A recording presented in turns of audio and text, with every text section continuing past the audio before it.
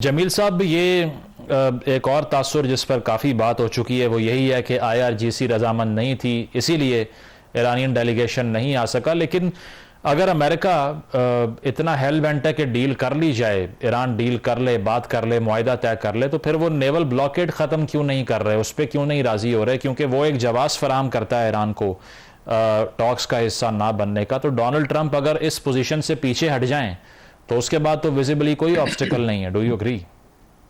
दरअसल that's true. In fact, Donald Trump has one problem, rather many problems. One of the problem is that he becomes slave of his own circumstances.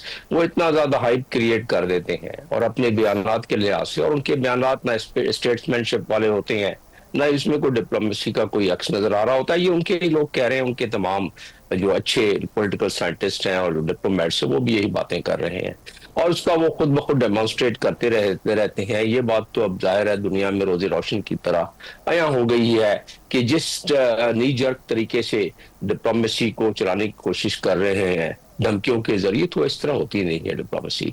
उसमें Iran को दरअसल या तो कोई उनके इर्द गिर्द ईरान को समझने वाली शख्सियत नहीं है, या सिर्फ पेपर टाइगर है जिन्होंने ईरान के बारे में ब्रीफिंग दे दी होगी कि फ्रैक्चर हो गया है, गवर्नमेंट खत्म होने वाली है, तनख्वाहें मिल नहीं रही। उन्होंने उसके बाद ट्वीट किया ना, ये मिलिट्री और पुलिस कंप्लेंट कर रही है ईरान में कि उनको तनख्वाहें नहीं मिल रही हैं और उनकी भी फाइनेंशियल पोजीशन ये हो गई है कि वो अभी लोगों को न तनख्वाहें दे सकेंगे, और खुद ब खुद वो तासुर ये दे रहे हैं कि अब तो गवर्नमेंट जो है फ्रैक्चर हो चुकी है, अब जाने वाली है इन हालात की वजह से। और ब्लॉकेट का आपने कहा, आपके सवाल में एक छोटा हिस्सा ब्लॉकेट का भी है। ब्लॉकेट के बारे में दो बातें हैं। डोनाल्ड ट्रंप को ये ख्याल है, ये ब्रीफिंग दी गई होगी, अव्वल तो ब्रीफिंग पे ज्यादा वो बिलीव करते नहीं है, लेकिन जो उनके इर्द गिर्द अफराद हैं जो व्हाइट हाउस में इस वक्त सारी डिसीजन मेकिंग कर रहे हैं, अब वो रवायती डिप्लोमेसी तो रही नहीं कि जिसमें स्टेट डिपार्टमेंट अपनी पूरी की पूरी इनपुट देता था और साथ में उनके पेंटागन इनपुट देता था, बाकी इदारे देते थे। अब तो वो टीम है और उस टीम में एक कल्ट सी बात बन गई है, वो बताते हैं और उस पर अमलदारी करनी शुरू कर दी जाती है। जो नहीं मानता है, 1 दर्जन के करीब मिलिट्री कमांडर्स या छोड़ गए या सैक कर दिए गए, इसी तरह वज़रा उनके खुद ब खुद छोड़ के जा रहे हैं।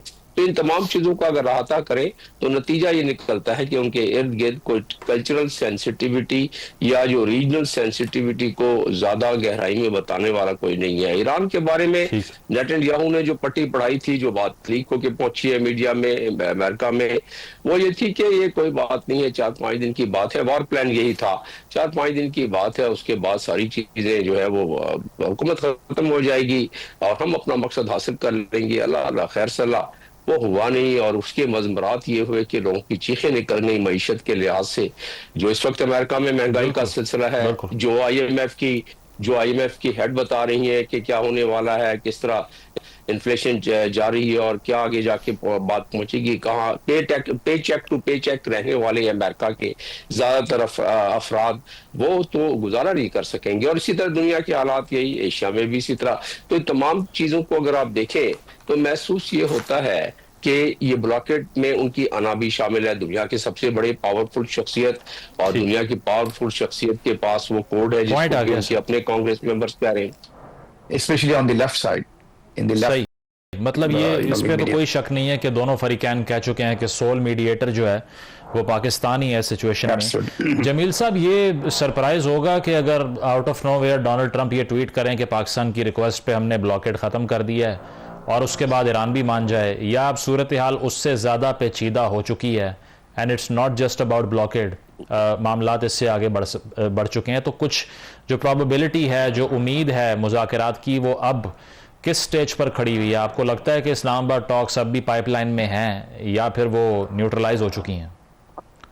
नहीं, यकीनन इस्लामाबाद के टॉक्स तो अभी पाइपलाइन में है और कहीं भी किसी जगह पर डोनाल्ड ट्रंप ने भी इंडिया नहीं दिया है कि अल्लाह अल्लाह खैर सल्लाह इसके बाद जो है बस ब्लॉकेड रहेगी या बम बरसाए जाएंगे। वो तो उन्होंने नहीं कहा है, उन्होंने बता दिया है कि जी मैंने ये सीज फायर एक्सटेंड कर दिया है, मासिवाय ब्लॉकेट की उन्होंने बात की है।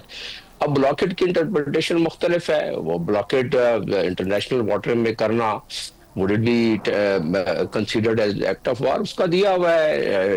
लेकिन जमील साहब एक सवाल ले लें, लेकिन जो मुशीर हैं ईरान के स्पीकर के, जो नेशनल असेंबली के स्पीकर हैं, उन्होंने ये कहा है कि ये जो जंग बंदी का ऐलान है ये फ्रॉड है, ये एक ट्रिक है टाइम बाय करने के लिए। जी हाँ, मैं तो आपको इंटरनेशनल कानून का इसी हवाले से बता रहा था, तो दोनों के जवाब उसमें आ जाते। जो मुशीर है स्पीकर साहब के, और जाहिर है वो आईआरसीजे की, आईआरसी जीसी की आवाज में वो ट्यून पर बात करते हैं। और इसी तरह स्पीकर साहब को जनरल रहे हैं बाकर कालीबाग साहब वहाँ, और उन्होंने पासदारान की तरफ से जंग लड़ी है इराक के खिलाफ। तो यस, ये दुरुस्त है, ये पॉस्चरिंग दोनों तरफ से है। मैं इंटरनेशनल कानून की बात कर रहा था जिसकी धज्जियां तोड़ा दी हैं अमेरिका ने। ये काउंटर आर्गूमेंट सारों के हर एक के पास है, लेकिन जब टेबल पर आते हैं तो उस आर्गूमेंट को बिल्ड करने के लिए ईरान की तरफ से क्या है। ईरान सिर्फ इतनी सी बात करता है कि जी मैंने अगर ब्लॉक किया है स्टेट ऑफ हॉर्मुज और मैंने उसका कंट्रोल संभाला है, तो वो बयान उसको उसका रेफरेंस डालता है, कहता है कि इंटरनेशनल लॉ के तहत। और वो इंटरनेशनल लॉ जिसका वो सहारा लेता है वो United Nation laws of IC, जो कि 94 में नाफिजुल अमल हुआ।